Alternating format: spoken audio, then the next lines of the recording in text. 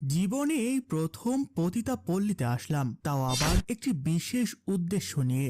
ভয়ে ভয়ে ভেতরে ঢুকলাম। দরজার সামনে যেতেই দেখলাম একজন মহিলা সোফার ওপরে পা তুলে পান চিবোচ্ছে। মহিলাটি আমাকে দেখে বলল, এই কে তুই, এদিকে আয়। আমি মহিলাটির কথায় পাশে গিয়ে দাঁড়াই। সে বলল, দাঁড়িয়ে কেন, বসে পড়। আমি বসে গেলাম। সে আবারও বলল, শোন বাছা, আজকে আর হইব না, আজকে নাকি পুলিশ আসবো, তুই বরং কালকে আসিস, এখন যা।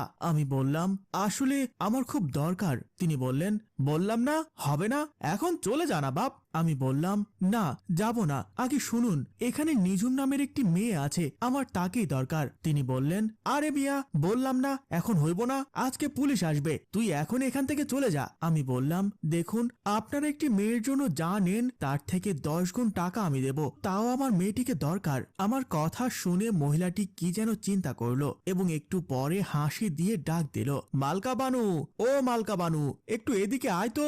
ডাক শুনে একটা মেয়ে আসে, সুন্দর হট জামা পরে। বাছা, এক কাজ করো, আজকে রাতের জন্য এই মেয়েকে বিছানার সঙ্গী বানা, নিঝুম আমাকে বলে দিছে আজকে যেন আর কাস্টমার না নেই। তখনই মেয়েটি আমার হাতটি ধরে আমাকে বলল, সাহেব আসেন, মনের মতো করে আদর দিমু, একবার গেলে বারবার আসবেন আমার কাছে। আমি কিছু না বলে হাতটি ছেড়ে দিয়ে একটা রুমের সামনে চলে গেলাম। আমার এই অবস্থা দেখে মহিলাটিও আমার পেছন পেছন চলে আসে। মহিলাটি বলল, তোর সমস্যা কি, তোকে বলছি এই মেয়েকে নিয়ে নে, না হয় এখান থেকে চলে যা। আমি বললাম, শুনুন আমার কথা, নিঝুমকে বলুন আমি ওকে এক রাতের জন্য 40,000 দেব।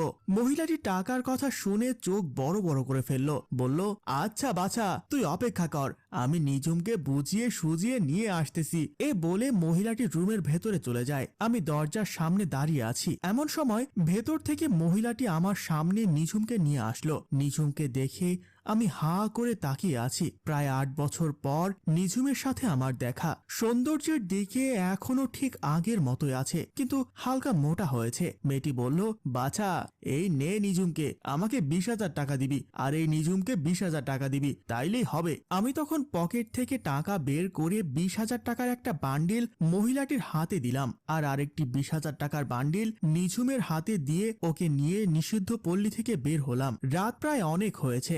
নির্জন রাস্তায় আমরা দুজন হাঁটছি, কেউই কোনো কথা বলছি না। 8 বছর ধরে অনেক কথাই জমিয়ে রেখেছি নিঝুমকে বলবো বলে, কিন্তু কোনো দিনও বলা হয়নি। আজ 8 বছর পর যখন নিঝুম আমার সামনে, আমি তাকে কিছুই বলতে পারছি না। হাঁটতে হাঁটতে একটি বাসার সামনে নিঝুম দাঁড়িয়ে যায়। আমি তখন বললাম, কি হলো, এখানে দাঁড়িয়ে আছো কেন? নিঝুম বলল, কারণ এই ঘরে রাত কাটাবো আমরা। ঘরের ভেতরে ঢুকতেই দেখলাম একটি লোক চেয়ারে বসে আছে, দেখে মনে হচ্ছে হাঁটতে পারে না। লোকটির কাছে গিয়ে নিঝুম বলল, কি হলো, এখনো ঘুমাওনি? লোকটা কিছুই না বলে শুধু নিঝুমের দিকে তাকিয়ে আছে, আর একটু পর পর আমার দিকে তাকাচ্ছে। আমার আর বুঝতে দেরি হলো না যে ইনি নিঝুমের স্বামী। নিঝুম আবারও বলল, আসলে আজকে পতিতাপল্লীতে পুলিশ আসবে, তাই আর কাস্টমার নিতে দিচ্ছিল না, আর এই লোকটা বলেছে যে আজকে রাতের জন্য 20,000 টাকা দেবে, তাই তাকে বাসায় নিয়ে আসলাম। লোকটি কিছুই বলল না, শুধু মুচকি হাসি দিল। হয়তো এই মুচকি হাসির পেছনে গভীর দুঃখ লুকিয়ে আছে। তারপর নিঝুম আসুন বলে আমাকে ভেতরের রুমের দিকে নিয়ে গেল।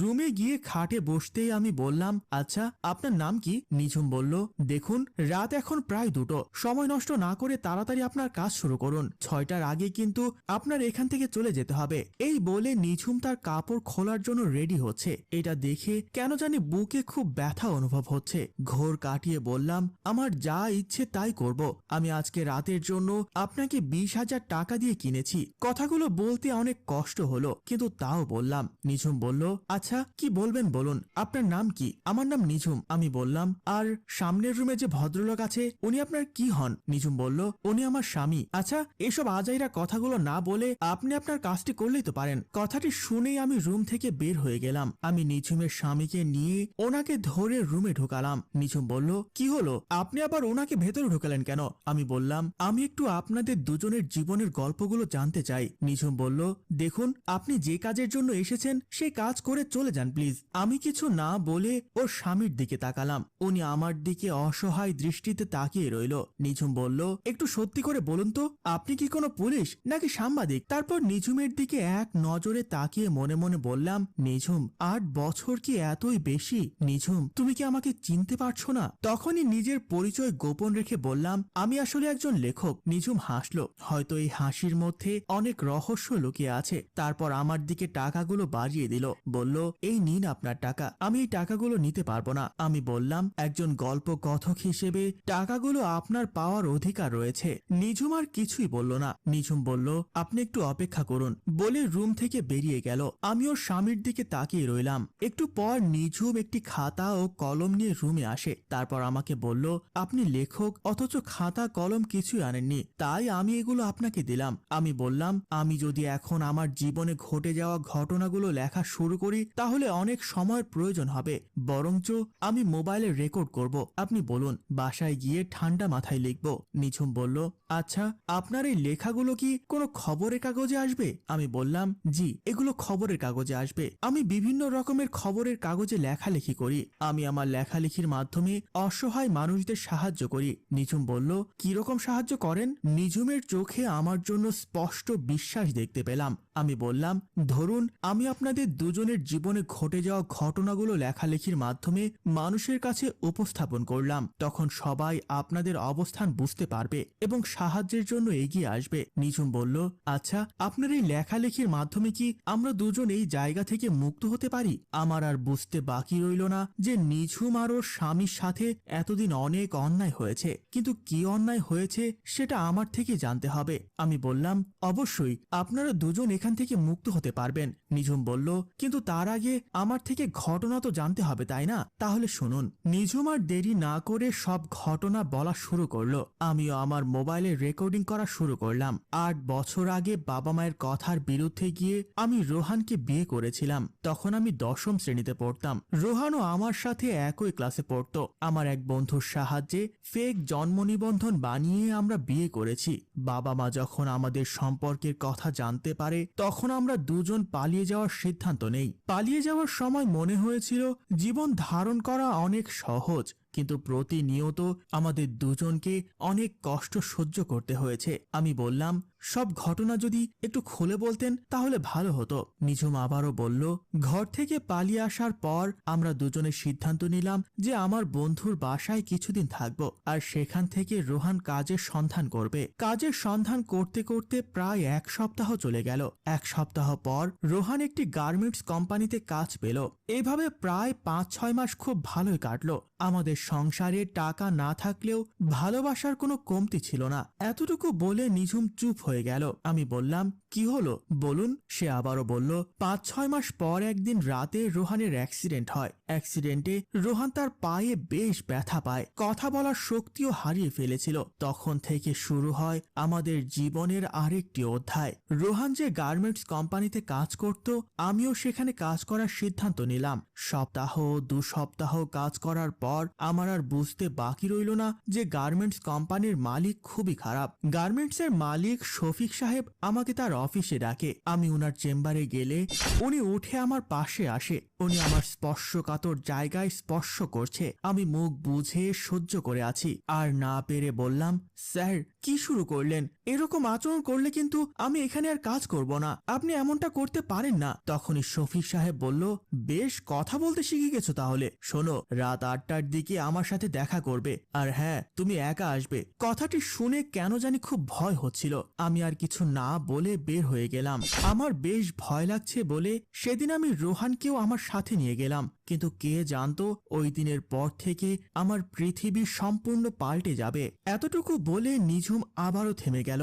এবার নিঝুম ও রোহান ভাই দুজনে কান্না করতে লাগলো। নিঝুম নিজেকে ঠিক করে নিয়ে আবারও বলল, আমি তখন ঠিক রাত 8টার মধ্যে আমি রোহানকে নিয়ে গার্মেন্টসে গিয়ে হাজির হলাম। আমরা দরজার সামনে দাঁড়িয়ে আছি। মালিক বের হয়ে বলল, আমার সাথে আসো দুজনে। আমরা মালিকের পেছনে পেছনে যাচ্ছি। সিঁড়ির কাছে আসতেই হঠাৎ কয়েকজন লোক আমাকে আর রোহানকে ধরে ফেলে। রোহানকে লোকগুলো খুব মারতেছে এবং দুজনকে টেনে একটি রুমে ঢুকিয়ে রাখে। নিজুম কান্নাকাটি করতে লাগলো। আমি বললাম, তারপর কি হলো? নিজুম চোখের পানি মুছে বলল, তারা একটি রুমের মধ্যে বন্দি করে রাখলো। রোহানকে প্রথমে অনেক মারলো, তারপর তাকে বেঁধে রাখলো। রোহানকে বেঁধে রাখার পর তারা একে একে সবাই আমাকে গণধর্ষণ করলো। সেদিন নিজেকে একটি ভোগের পণ্য মনে হয়েছিল। ইচ্ছে করছিল মরে যাই, কিন্তু মরারও সুযোগ হচ্ছিল না। তারপর তারা আমাদের দুজনকে সেখানে ফেলে রেখে চলে যায়। তারা চলে যাওয়ার পর আমি আত্মহত্যা করার চেষ্টা করলেও রোহানের কারণে করতে পারিনি। নিজেকে সবচেয়ে নিকৃষ্ট মেয়ে মনে হতে লাগলো। আমরা দুজনে সিদ্ধান্ত নিলাম ভোর হওয়ার আগেই এই জায়গা ছেড়ে চলে যাব। কিন্তু ভাগ্যের নির্মম পরিহাস, তারা সবাই আবারও আসলো এবং আমাকে পতিতালয়ে বিক্রি করে দিল। এখন আপনার মনে অনেক প্রশ্ন হতে পারে যে কেন আমি কোনো আইনি ব্যবস্থা নেইনি, কেনই বা আমি এই পেশা থেকে দূরে সরার চেষ্টা করিনি। যারা আমাকে ধর্ষণ করেছে তারা সবাই এই এলাকার অনেক নামি দামি ব্যক্তি। এই এলাকার পুলিশরাও তাদের সাথে আছে। তাই যতবারই আমি আইনি ব্যবস্থা নিতে চেয়েছি ততবারই আমাকে ধর্ষণের শিকার হতে হয়েছে। আর এই ভদ্র সমাজ আমাকে পতিতা নামকরণ করে দেয়। তখন থেকেই রোজ ছেলেদেরকে আমার বিছানার সঙ্গী বানানো আমার নিত্যদিনের কাজ। জানেন, হয়তো আমি পৃথিবীর সবচেয়ে নিকৃষ্ট মেয়ে, তাও কিন্তু আজও রোহানের জন্য আমি পৃথিবীর সবচেয়ে সুন্দরী মেয়ে। এতক্ষণে আমি খেয়াল করলাম আমি নিজেও কান্না করছি। নিঝুম বলল, আমি অনেকবার চেষ্টা করেছি এইসব ছেড়ে অনেক দূরে চলে যাব, রোহানের সঙ্গে অনেক ভালোভাবে বাঁচব, কিন্তু লাভ হয়নি। আমি বললাম, আপনি আর কখনো আপনার পরিবারের সাথে কোনো রকম যোগাযোগ করার চেষ্টা করেননি? সে বলল, না, করিনি। আমি জানি আমি যদি আজও আমার পরিবারের সাথে যোগাযোগ করি সবাই আমাকে মেনে নেবে, কিন্তু রোহানকে হয়তো কেউই এই অবস্থায় মেনে নেবে না। তাই আমি আমার পরিবারের কারো সাথে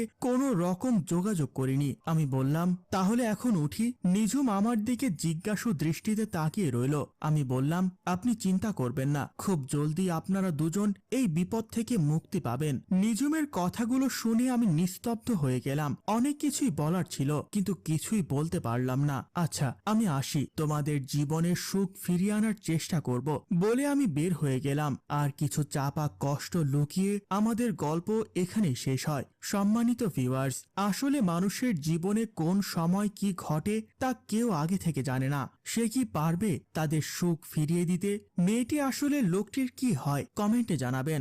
গল্প ভাবনায় হাশেম রাজু, পরিচালনায় রেজাউল কবির চৌধুরী, প্রযোজনায় FA নয়ন চৌধুরী। গল্পটি ভালো লাগলে লাইক, কমেন্ট ও শেয়ার করুন।